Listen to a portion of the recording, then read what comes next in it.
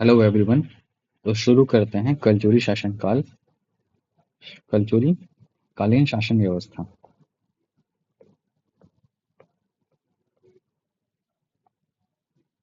छत्तीसगढ़ में कलचुरी प्रशासन व्यवस्था राजतंत्र पर आधारित थी। प्रशासन में राजा को अमात्यों की सहायता प्राप्त थी। संपूर्ण कलचुरी राज्य गढ़ों प्रांतों में विभाजित था। कलचुरी शासकों ने प्रदेश में सर्वाधिक अवधि तक शासन किया। कलचुरी ने छत्तीसगढ़ में एक लोकप्रिय विकेंद्रीकृत तथा सुदृढ़ शासन व्यवस्था स्थापित की थी, जिसका प्रमुख राजा होता था। इनके द्वारा प्रशासनिक पदों पर स्थानीय लोगों को नियुक्त किया गया था। राजा की सहायता के लिए अमात्यों अमात्यों का मतलब मंत्री होते थे, जिनका विवरण नीचे दिया गया है।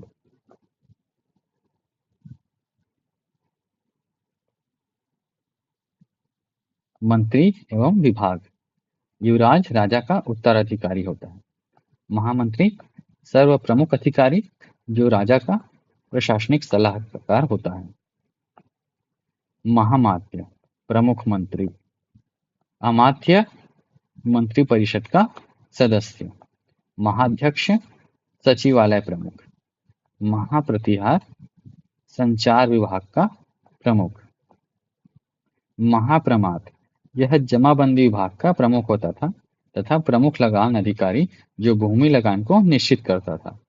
महासंधि विग्रह विदेश विभाग का प्रमुख। महाकोटपाल दुर्ग या किले की रक्षा करने वाला। महापुरोहित महाधर्म कारणिक धार्मिक विभाग का प्रमुख। इसके अधीन दान पत्र लिखने हेतु धर्मलिखी कार्य करते थे।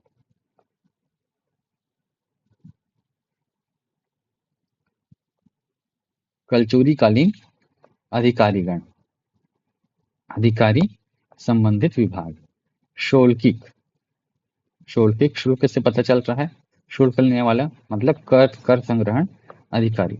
ग्रामकूट ग्राम प्रमुख अधिकारी। महाभंड महाभंडागारिक महाभंडागारिक मुख्य कोषाध्यक्ष। नैमित्तिक राज ज्योतिषी। घटपत्ती व तरपत्ती नावों की देखरेख करने वाला अधिकारी। माहक्ष पटलिक राजस्व विभाग।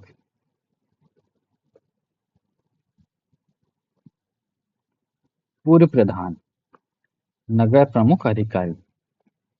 ग्रामागमिक यातायात प्रबंध अधिकारी। महाबलाधिकृत मुख्य सेनापति। आगराधिकार पुरुष आगराधिकार पुरुष राज्य के खानों का प्रमुख। दांडिक न्याय अधिकारी धर्मलेखी दान पत्रों का लेखा जोखा करने वाला अधिकारी।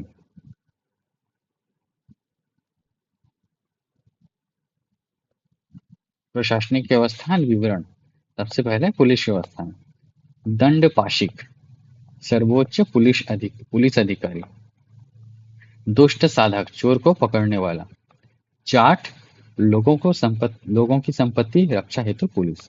भाट शांति व्यवस्था हेतु। सैन्य व्यवस्था प्रमुख राजा। सर्वोच्चाधिकारी महाबलाधिकृत सेनापति। हस्ती सेना प्रमुख महातिथिलुपति। अश्व सेना प्रमुख महाश्व साधनिक। राजस्व व्यवस्था महाप्रमाथ प्रमुख अधिकारी। शौल्किक कर संग्रहण अधिकारी। युगा मंडपिका या बाजारों मंडपों में सामान बेचने के लिए लिया जाने वाला परवाना परमिट होता था। 2 युगा बराबर 1 पौर।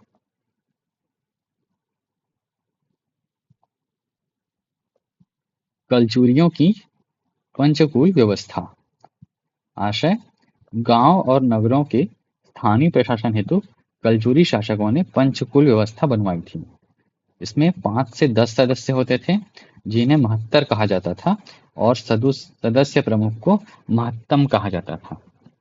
महत्तम होता था सदस्य प्रमुख और महत्तर होते थे सदस्य। नगर प्रमुख को पूर्व प्रधान कहा जाता था और ग्रामीण प्रमुख को ग्राम कोट या ग्राम भोगी ये गौटिया के अधीन होते थे। अधिकारी 6 होते थे। पहला है मुख्य पुलिस अधिकारी, दूसरा पटेल, तीसरा तहसीलदार, चौथा लेखक या कर्णिक, पांचवा शुल्क ग्राहक कर उगाही करने वाला और छठवां प्रतिहारी जिसे सिपाही कहते हैं। ग्राम को ज्येष्ठिका ग्राम कहते थे। गौटिया को गांव में कृषि योग्य भूमि का 8वां भाग निःशुल्क तथा गांव की जमीन का 16वां भाग दान आदि के लिए दिया जाता है।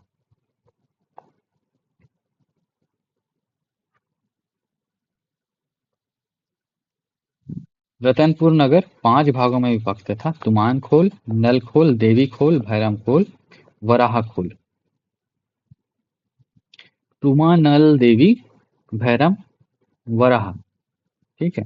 तुमा, नल, देवी, भैरम, वराह 5 भागों में विभक्त थे। और गौटिया कौन होते थे? जिसको कृषि योग्य भूमि का 8वां भाग निःशुल्क तथा गांव की जमीन का 16वां भाग दान आदि के लिए दिया जाता है।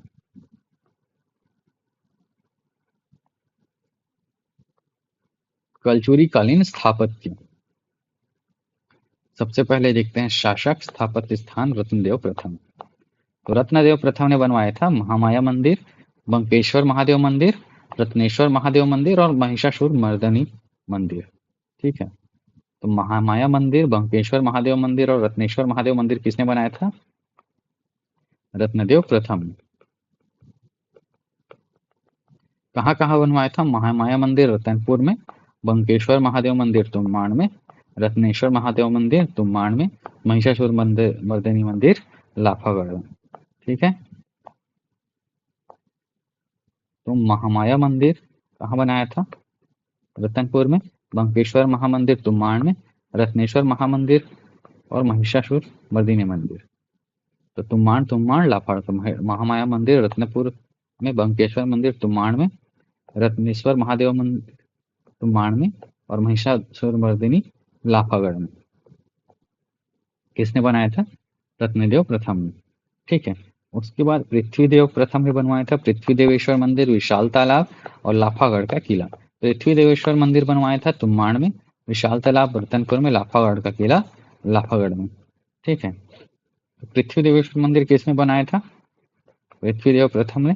विशाल तालाब पृथ्वीदेव प्रथम ने, लाफागढ़ का किला पृथ्वीदेव प्रथम ने। पृथ्वी देवेश्वर मंदिर कहाँ बनाए थे? तुम्माण में। विशाल तालाब लाफागढ़ का किला लाफागढ़ में। विशाल तालाब बनाया था रतनपुर में। किसने बनवाया था? पृथ्वीदेव प्रथम ने। जाजाल्य प्रथम विष्णु मंदिर जांजगीर में।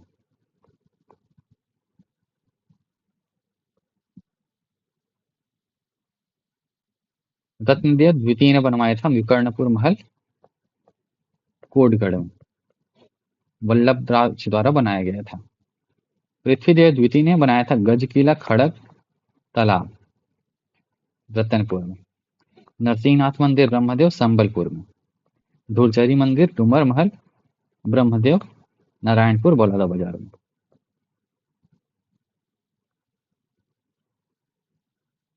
जाजल्य देव द्वितीय ने बनवाया था चंद्रचूड़ मंदिर और पातालेश्वर या फिर केदारेश्वर महादेव मंदिर। तो चंद्रचूड़ मंदिर बनवाया था शिवरी नारायण में और पातालेश्वर केदारेश्वर मल्हार में। ठीक है। तो ये याद होना चाहिए, जो बार बार करने से ही याद होगा। रत्नदेव तृतीय लखनी देवी एक वीरा मंदिर कहाँ? रतनपुर में। किसने बनवाया था? रत्नदेव तृतीय ने। पूरा राति शिव मंदिर कहाँ? रतनपुर में। किसने बनवाया था? रत्नदेव तृतीय में। चैतुरगढ़ का किला किसने बनवाया था? बहारेंद्र साय ने। कहाँ? चैतुरगढ़ में। कोसगई मंदिर बहारेंद्र साय ने। कहाँ? कोसगई में। जगन्नाथ स्वामी मंदिर कल्याण साय ने बनवाया था। कहाँ? रतनपुर में। शिव मंदिर तखत सिंह ने तखतपुर में। बादल महल राज सिंह ने रतनपुर में। विष्णुदेव मंदिर देवपाल ब्रह्मदेव राय ने खल्लारी में। दूधाधारी मठ बलभद्र दास द्वारा जैत सिंह देव रायपुर में।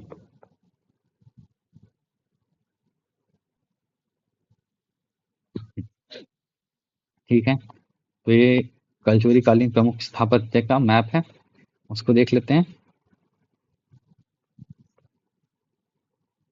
तो तुम्माण में क्या क्या है?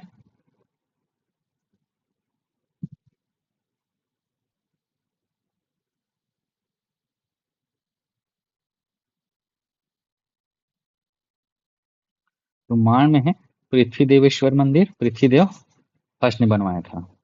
और है बंकेश्वर व रत्नेश्वर शिव मंदिर, किसने? रत्नदेव फर्स्ट ने बनवाया था। फिर आता है लाफागढ़। लाफागढ़ में महिषासुर मर्दिनी मंदिर, किसने बनवाया था? रत्नदेव फर्स्ट ने। लाफागढ़ का किला पृथ्वीदेव फर्स्ट ने। उसके बाद आता है चैतुरगढ़। चैतुरगढ़ का किला किसने बनाया था? बहारेंद्र शाह ने। और कोसगई किसने? कोसगई मंदिर बहारेंद्र शाह ने। इसके बाद आता है रत्नपुर। तो रत्नपुर में है महामाया मंदिर, लक्ष्मी देवी एकवीरा मंदिर, पूरा रति पुरारती शिव मंदिर, रतनपुर का विशाल तालाब, गज किला, खड़क तालाब, खारंग झील और बादल महल। ठीक है, तो देखते हैं। महामाया मंदिर रत्नदेव फर्स्ट ने, लक्ष्मी देवी एकवीरा मंदिर रत्नदेव तृतीय ने, पुरारती शिव मंदिर रत्नदेव तृतीय ने, रतनपुर का विशाल तालाब पृथ्वीदेव फर्स्ट ने, गज किला पृथ्वीदेव टू ने, खड़क तालाब पृथ्वीदेव टू ने, उनके शासनकाल में बना था। और खारंग झील पृथ्वीदेव टू के शासनकाल में सामंत वल्लभ राज द्वारा। बादल महल राज सिंह द्वारा। इसके बाद आते हैं तखतपुर में। तखतपुर में शिव मंदिर तखत सिंह द्वारा। इसके बाद आते हैं मल्हार में। मल्हार में बना है पातालेश्वर या फिर केदारेश्वर मंदिर, सोमराज ब्राह्मण द्वारा जाजलदेव द्वितीय के शासनकाल में। इसके बाद आता है जांजगीर। जांजगीर में बना है विष्णु मंदिर, विशाल तालाब, जाजलदेव फर्स्ट द्वारा। शिवरी नारायण में आते हैं, यहाँ पर चंद्रचूड़ मंदिर बना है, किसने बनवाया है? जाजलदेव द्वितीय ने। इसके बाद आते हैं नारायण, शिवरी नारायण में। शिवरी नारायण में बना है चंद्रचूड़ मंदिर, जाजलदेव द्वितीय द्वारा। इसके बाद आते हैं नारायणपुर में। नारायणपुर में है धुरजरी मंदिर व डूमर महल, किसने बनाया है? सामंत ब्रह्मदेव ने, पृथ्वीदेव द्वितीय के शासनकाल में। इसके बाद आते हैं खल्लारी में विष्णु मंदिर बना है देवपाल द्वारा, ब्रह्मदेव राय के शासनकाल में। फिर आते हैं रायपुर में। रायपुर में बना है दूधाधारी मठ बलभद्र द्वारा, जैत सिंह देव के शासनकाल में। ठीक है, ये है कलचुरी कालीन प्रमुख स्थापत्य। अब आते हैं कलचुरी कालीन प्रशासनिक इकाई एवं उनके प्रमुख। प्रशासन की सर्वोच्च इकाई है राष्ट्र। राष्ट्र में कौन होता है? राजा। उसके बाद आता है जिला। जिला में होता है विषय। विषय में होता है विषयपति। उसके बाद 1,00,000 गांवों का समूह होता है देश या फिर जनपद, इसमें होता है महामंडलेश्वर। उसके बाद आता है विकासखंड। विकासखंड होता है मंडल में।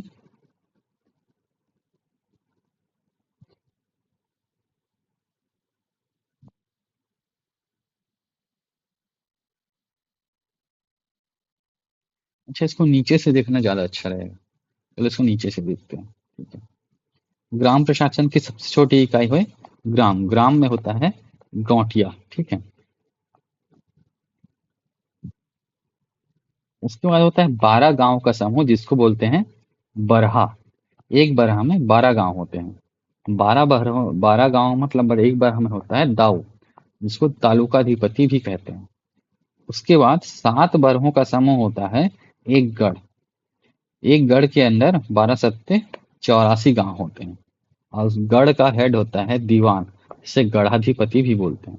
उसके बाद आता है विकासखंड,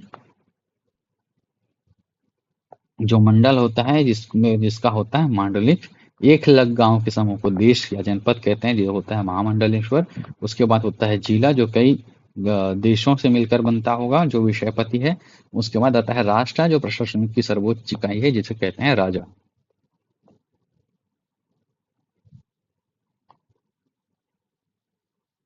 अब आते हैं कलचुरी कालीन साहित्य एवं भाषा। तो गोपाल चंद्र मिश्र राज सिंह के दरबारी कवि थे। इन्होंने खूब तमाशा 1689 में लिखी है। गोपाल कवि ने अपनी कृति खूब तमाशा में इस क्षेत्र को छत्तीसगढ़ नाम से संबोधित किया। इसके अलावा उन्होंने लिखी है सुदामा चरित, जैमिनी अश्वमेध, भक्ति चिंतामणि, कृष्ण प्रबंध काव्य है। राम प्रताप जो कि अपूर्ण है, राम प्रबंध काव्य है। उसके बाद आते हैं माखन मिश्रा। इन्होंने लिखा है राम प्रताप, जो पूर्ण है। एक जो राम प्रताप लिखा है मतलब कि जो गोपाल मिश्र, माखन मिश्र गोपाल मिश्र के पुत्र हैं, इन्होंने राम प्रताप को पूर्ण किया है। इसके बाद आते हैं छंद विलास और गोपाल बिरचित। इसके बाद आते हैं पंडित तेजनाथ शास्त्री। इन्होंने लिखा है रामायण सार संग्रह। इसके बाद आते हैं नारायण कवि, रामाभ्युदय। इसकी जानकारी पुजारी पाली शिलालेख से मिलती है। शिवदत्त शास्त्री इतिहास समुच्चय विशेष। संस्कृत के साथ प्राकृत भाषा के कवियों को कलचुरी दरबार में राजाश्रय प्राप्त था। जन सामान्य में छत्तीसगढ़ी बोली का प्रसार था, जबकि राजकार्य संस्कृत भाषा में होता था।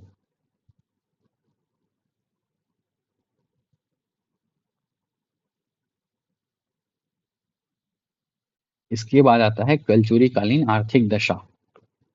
कलचुरी काल में अधिकांश लोगों का आर्थिक जीवन कृषि व पशुपालन पर आधारित था। भूमि माप। भूमि की माप हलों की संख्या में दर्शाई जाती थी। एक बैल द्वारा जोती जाने वाली भूमि एक हल। एक जहां एक हल भूमि बराबर 5 एकड़ जमीन होता था। तौल का मान 5 सर बराबर एक पसेरी, 8 पसेरी एक मन। सिक्कों का मान 4 कौड़ी एक गंडा, 5 गंडा एक कोरी, 20 कोरी एक दोगनी, 16 दोगनी एक रुपया। कर व्यवस्था। भूमि कर, बाग बगीचा कर, चारागाह कर, वन कर, आयात निर्यात कर, नाव कर, पशुओं के बिक्री पर कर, नमक कर, खान कर, नदी घाट कर, घोड़े के बिक्री पर 2 पौर एवं हाथी के बिक्री पर 4 पौर। पौर से आशय चांदी के सिक्का से है, जबकि 2 युगा बराबर 1 पौर होता था। कलचुरी कालीन शिक्षा केंद्र रतनपुर, मल्हार, सिरपुर, आरंग, राजिम, रायपुर, खैरागढ़ आदि। कलचुरी कालीन विशेष तथ्य। बाह्य शत्रुओं से रक्षा हेतु राज्य में दुर्गों का निर्माण किया गया था, जैसे तुम्मान, रतनपुर, जाजलपुर, मल्लाल, पत्तन आदि। कलचुरी कालीन समाज में प्रशासन संबंधी महत्वपूर्ण फैसले रानियां भी ले सकती थीं।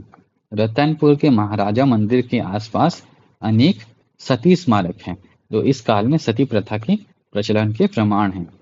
कलचुरी काल में सूर्य ग्रहण, चंद्र ग्रहण, मकर संक्रांति, अक्षय तृतीया आदि दिवस दान देने के लिए उपयुक्त माने जाते थे। ग्राम पंचायत वाद विवाद का निर्णय करता था तथा फौजदारी मामलों में होने वाले जुर्माने को दशापराध दंड कहते थे। जुर्माना राजा अथवा दान प्राप्त करने वाले ब्राह्मण के पास जमा होता था। पंचायत के निर्णय की राजा के पास अपील की जा सकती थी। लाखा बांटा। यह कलचुरी काल में विद्यमान जमीन अदला बदली की प्रथा थी, जो 1864 से 65 में भी जारी रही। इस प्रथा के तहत भू लगान का निर्धारण गौटिया और किसान के मध्य अंतिम सोपान के रूप में होता था।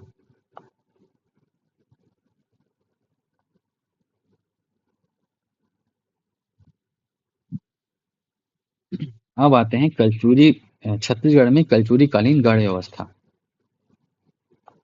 छत्तीसगढ़ में गढ़ व्यवस्था कलचुरियों की 2 शाखाओं के मध्य विभाजित थी, जिसमें छत्तीसगढ़ की शिवनाथ नदी के उत्तरी भाग पर रतनपुर राजा के अधिकार क्षेत्र में आने वाले 18 गढ़ और दक्षिण भाग पर रायपुर राजा के अधिकार क्षेत्र में आने वाले 18 गढ़ आती थी।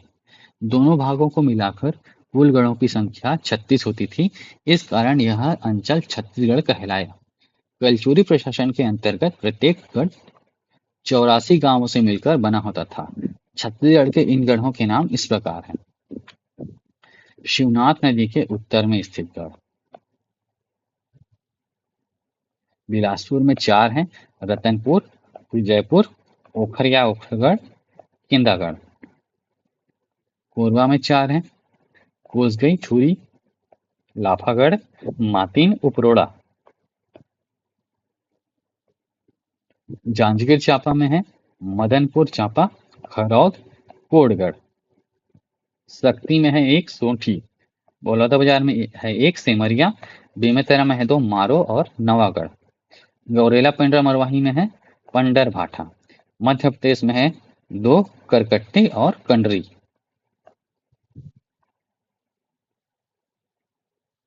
अब है शिवनाथ नदी के दक्षिण में स्थित गढ़, बलौदा बाजार में है दो सिमगा और लवन, बेमेतरा में है दो शारदागढ़ या उसके बाद है सिरसागढ़, दुर्ग में है दो पाटन और दुर्ग, बालोद में है एक अकलवाड़ा या एकलवार, रायपुर में है दो रायपुर और अमीरा या अमोरा, गरियाबंद में है दो फिंगेश्वर इंगेसर या उसके बाद राजिम, महासमुंद में खल्लारी, सिरपुर, सुअरमार, मोहंती, धमतरी में है एक टेंगनागढ़, मोहला मानपुर अम्बागढ़ चौकी में है सिंगारपुर, एक है सिंगारगढ़ सिंघारगढ़ या सिंघनगढ़ जो अज्ञात जिला है, अज्ञात है मतलब।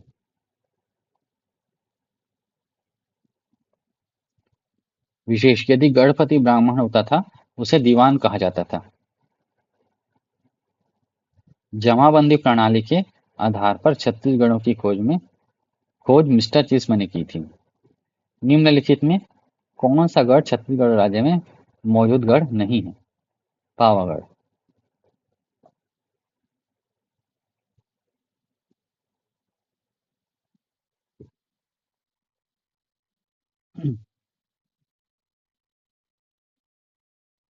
ठीक है, तो यह है शिवनाथ नदी, इसके ऊपर में 18 गढ़ हैं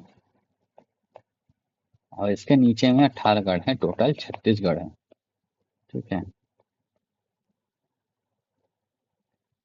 तो बिलासपुर में है 4,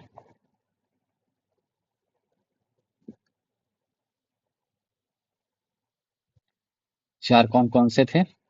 रतनपुर, विजयपुर, उखर, केंडागढ़। रतनपुर, विजयपुर, उखर, केंदागढ़, यह है बिलासपुर। उसके बाद आते हैं कोरबा में। कोरबा में थे 4, उपरोरा, लाफागढ़, कोसगई, छुरी और मातिन। ठीक, कोसगई, लाफागढ़, मातिन और उपरोरा। उसके बाद है जांजगीर। जांजगीर में है 3। ठीक है, 3 कौन कौन सा है? कोटगढ़, मदनपुर, खरौद।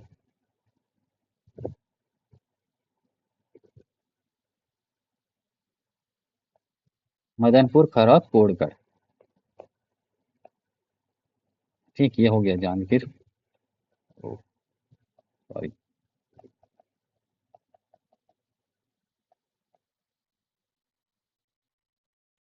ठीक, ये हो गया।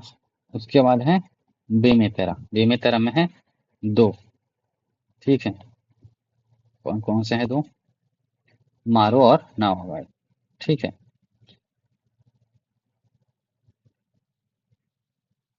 नवागढ़ और मारो।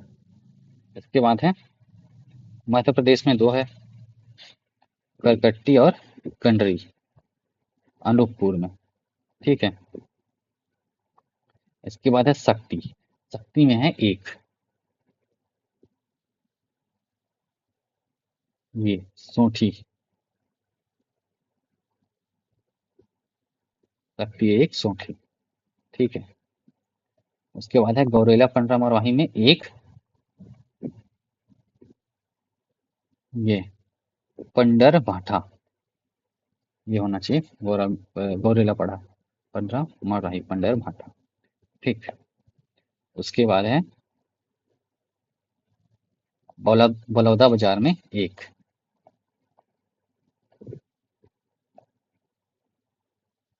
ठीक है, बलौदा बाजार में 1 कहाँ पर है यार, दिख नहीं रहा। सेमरिया, ये।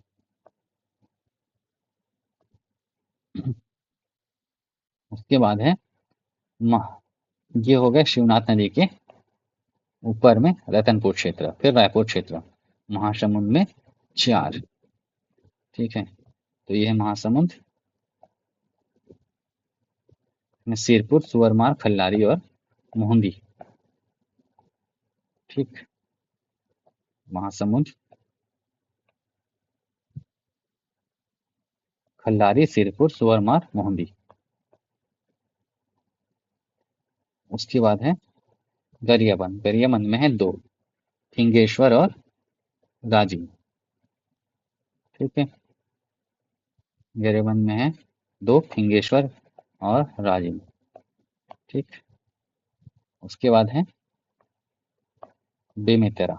बेमेतरा में है दो। ठीक है। कहाँ है बेमेतरा?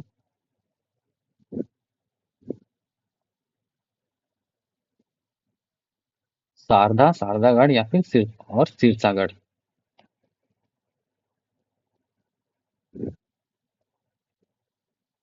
ये। ठीक है, शारदा, शारदा और सिरसागढ़। ठीक है। उसके बाद है रायपुर। रायपुर में है दो। रायपुर में ये रायपुर और अमोदा। ठीक। रायपुर में है दो, रायपुर और अमीरा या फिर अमोरा। उसके बाद है बलौदा बाजार। बलौदा बाजार में है दो, सिंगा और लवन। ठीक। बलौदा बाजार में है दो, सिंगा और लवन। उसके बाद है दुर्ग। दुर्ग में है दो, दुर्ग और पाटन। ठीक है। दुर्ग और पाटन। उसके बाद है धमतरी में एक। धमतरी में एक ये टेंगनागढ़। ठीक है। धमतरी में एक, टेंगनागढ़। उसके बाद है बालोद में एक।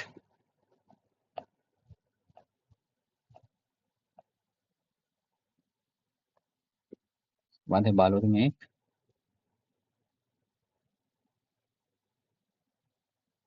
ये अकलवाड़। क्या लिखा है? अकलवाड़ा या फिर इकलवाड़।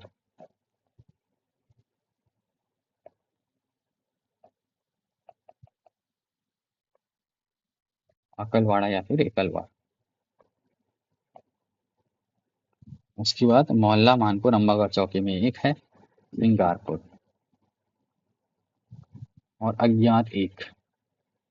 ठीक है, एक अज्ञात है जिसका नाम है सिंगारगढ़ या सिंगनगढ़। ठीक है। तो सिंगारपुर अलग है, सिंगारगढ़ अलग है। सिंगारपुर मोहल्ला मानपुर अम्बागढ़ चौकी का है, सिंगारगढ़ अज्ञात है, मतलब अभी तक नहीं मिला है। ठीक।